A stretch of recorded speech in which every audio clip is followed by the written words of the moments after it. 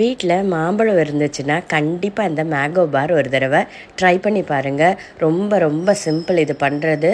பால், மாம்பழம், ஜீனி இந்த மூணு திங்ஸ் மட்டும் போதும். ஃப்ரெஷ் க்ரீமோ எதுவுமே தேவை கிடையாது. ஈஸியாக அந்த மேங்கோ பார் பண்ணிடலாம். பசங்கள்லாம் அவ்வளோ விரும்பி சாப்பிடுவாங்க. கண்டிப்பாக ஒரு தடவையாச்சும் ட்ரை பண்ணி பாருங்கள். வாங்க இது இப்போ எப்படி பண்ணலான்னு பார்க்கலாம். நல்ல பழுத்த 2 மாம்பழமாக பார்த்து எடுத்துக்கோங்க. கொஞ்சம் ஸ்வீட்டாக இருக்கிற மாம்பழத்தில் பண்ணுங்கள். அப்போ இது நல்ல டேஸ்ட்டாக இருக்கும். இல்லை ஸ்வீட் கொஞ்சம் கம்மியாக இருந்தாலும் பரவாயில்ல, ஜீனி போட்டு நம்ம அட்ஜஸ்ட் பண்ணிக்கலாம். இப்போ இதை இந்த மாதிரி பீஸா வெட்டிட்டு நம்ம மிக்ஸி ஜாரில் இதையும் இன்னும் கொஞ்சம் க்யூபாக கட் பண்ணி போட்டுக்கோங்க. அரைச்சி நம்ம எடுத்துக்கலாம். மிக்ஸி ஜாரில் சேர்த்துக்கோங்க. இதில் இப்போ 5 டீஸ்பூன் அளவுக்கு ஜீனி சேர்த்துக்கலாம். எனக்கு கொஞ்சம் இனிப்பு வேணுங்கிறதுனால நான் 5 டீஸ்பூன் சேர்த்துக்கிறேன். உங்கள் இனிப்புக்கும் அந்த மாம்பழத்தோட இனிப்புக்கும் தகுந்த மாதிரி ஜீனி சேர்த்துக்கலாம். இப்போ நல்லா அரைச்சி இந்த மாதிரி நல்லா பேஸ்ட் மாதிரி ஆக்கி எடுத்தாச்சு. ரொம்ப அப்படியே அரைச்சிடவும் வேணாம். சின்ன சின்ன பீஸ் இருந்துச்சுன்னா உங்களுக்கு அந்த மேங்கோ பார் சாப்பிட்றப்ப சூப்பராக இருக்கும்.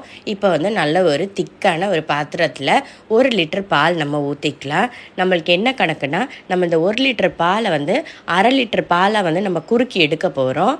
இந்த மாதிரி நல்ல திக்கான பால் வச்சு தான் நம்ம கண்டிப்பாக இந்த மேங்கோ பார் பண்ணணும். அப்போ தான் உங்களுக்கு அந்த டேஸ்ட் சூப்பராக இருக்கும். இல்லாட்டி நம்ம சாதாரணமாக சேர்க்குறப்போ விப்பிங் க்ரீம், கண்டென்ஸ் மில்கெல்லாம் சேர்ப்போம். இதுக்கு அதெல்லாம் எதுவுமே தேவையில்லை. எதுவுமே இல்லாமையே நம்ம பால், ஜீனி, மாம்பழம் மட்டுமே வச்சு பண்ணிக்கலாம். இப்போ இது நல்லா திக்காக ஆரம்பிச்சிருச்சு. நீங்கள் இடையில மிக்ஸ் பண்ணி விட்டுக்கோங்க. அப்போ தான் அடியில் ஒரு மாதிரி கட்டி பிடிக்காமல் இருக்கும். இப்போ பால் பாதியாக ஆயிடுச்சு. இதை இப்போ நம்ம பவுலில் மாற்றிட்டு இதை ஆற விடணும். ஆற விட்டதுக்கப்புறமேட்டு நம்ம அடித்து வச்சுருக்கோம்ல அந்த மாம்பழத்தோட பல்ப்பையும் கூட இது கூட சேர்த்துக்கலாம். பாலையும் மாம்பழத்தையும் மிக்ஸ் பண்ணிவிட்டு லைட்டாக டேஸ்ட் பண்ணி பாருங்கள். உங்களுக்கு ஸ்வீட்னஸ் கம்மியாக இருந்துச்சுன்னா இன்னும் கொஞ்சம் கூட நீங்கள் சுகரோ இல்லாட்டி எந்த ஸ்வீட்னர்னாலும் நம்ம சேர்த்துக்கலாம். நல்லா மிக்ஸ் பண்ணி விட்டுக்கோங்க. இப்போ இதை நம்ம கண்டென்ஸ் மில்க் எதுவுமே ஊற்றாட்டினாலும் இது அவ்வளோ டேஸ்ட்டாக இருக்கும்.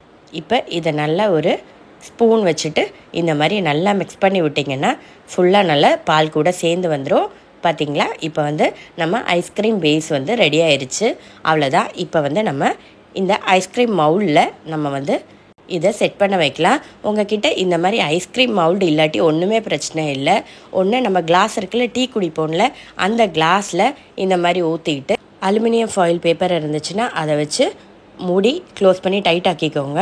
அதில் லைட்டாக கத்தி வச்சு நடுவில் ஒரு லைட்டாக லைன் மாதிரி போட்டுட்டு ஐஸ்கிரீம் ஸ்டிக் இருக்குல்ல அதை உள்ளே போட்டுக்கிட்டால் போதும். அப்படியே ஃப்ரீசருக்குள்ளே செட் பண்ண வைக்கலாம். ஃப்ரீசருக்குள்ளே அட்லீஸ்ட் ஒரு 12 மணி நேரமாச்சும் நம்ம இதை கண்டிப்பாக ஃப்ரீசரில் வச்சுருக்கணும். நைட் பண்ணிவிட்டு ஓவர் நைட்டு ஃப்ரீசருக்குள்ளே வச்சுட்டு காலையில் எடுத்திங்கன்னா ஒரு 10-11 மணிக்கு எடுத்திங்கன்னா வெயிலுக்கு அவ்வளோ சூப்பராகவும் இருக்கும். ரொம்ப ஈஸியான ஐஸ்கிரீம். நம்ம வீட்டிலையே எதுவுமே சேர்க்காமல், ஃப்ளேவரோ எந்த எதுவுமே சேர்க்காமல் வீட்டிலையே பசங்களுக்கு சூப்பராக நம்ம பண்ணி கொடுக்கலாம். இப்போ பார்த்திங்கன்னா நம்ம ஓவர் நைட் செட் பண்ணிவிட்டு அடுத்த நாள் காலையில் இது இப்போ நம்ம எடுக்கிறோம். பாருங்கள், சூப்பராக செட் ஆகி வந்திருக்கும். இது இப்போ லைட்டாக நீங்கள் தண்ணியில் பைப் வாட்டரில் ஒரு நிமிஷத்துக்கு காட்டிட்டு இப்படி எடுத்திங்கன்னா உங்களுக்கு சூப்பராக வரும். இப்போ பார்த்திங்கன்னா நான் இதில் லைட்டாக கொஞ்சம் நட்ஸ் ஆட் பண்ண போகிறேன். ஆட் பண்ணிவிட்டு இந்த மாதிரி ஐஸ் க்யூப் மேலே வச்சுக்கோங்க. அப்போ டக்குன்னு அது மெல்ட் ஆகாமல் இருக்கும். அதுக்காக தான். இப்போ பார்த்திங்கன்னா கொஞ்சமாக உங்ககிட்ட ஏதாச்சும் நட்ஸ் இருந்துச்சுன்னா நான் இப்போ கொஞ்சமாக பிஸ்தா மட்டும் சேர்த்துக்கிறேன். இது செட் ஆனதுக்கு அப்புறமேட்டு தான் சேர்த்துக்கிறோம்.